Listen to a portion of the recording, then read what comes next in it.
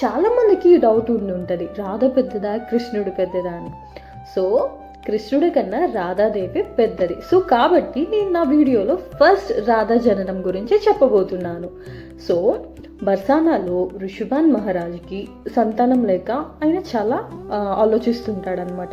అప్పుడు ఒకరోజు ఆయన యమునా నదిలో స్నానం చేయడానికి వెళ్ళినప్పుడు అక్కడ యమునా నదిలో అతనికి చాలా దివ్యమైన కాంతి కనిపిస్తుంది అనమాట.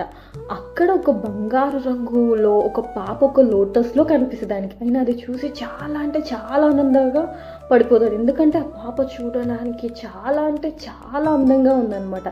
సో అప్పుడు ఆ పాపను తీసుకుని వెళ్ళి తన వైఫ్ అయిన కీర్తికి చూపిస్తాడనమాట. ఇద్దరు చాలా ఆనందపడతారు, మాకు పాప జన్మించింది అని చెప్పేసి.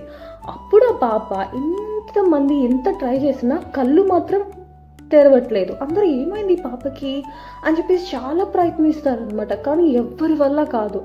ఇంకా వాళ్ళు కొన్ని రోజులు వెయిట్ చేస్తారు ఏమైంది పాపకి అని, కానీ ఎన్ని రోజులు వెయిట్ చేసినా పాప మాత్రం కళ్ళు తెరవట్లేదు. ఒక్కరోజు ఏంటంటే పాప జన్మించినందుకు ఋషభాన్ మహారాజు అందరికీ గ్రాండ్గా పార్టీ ఇస్తాడనమాట, అంటే సెలబ్రేషన్స్ జరుపుకుంటాడనమాట. అప్పుడు ఆ సెలబ్రేషన్స్లోకి మన యశోదాదేవి కృష్ణుడిని తీసుకుని వస్తుంది అనమాట. అప్పుడు కృష్ణుడు ఆ ఉయ్యాలలో ఉన్న పాప దగ్గరికి వెళ్ళి పాపని టచ్ చేస్తాడనమాట.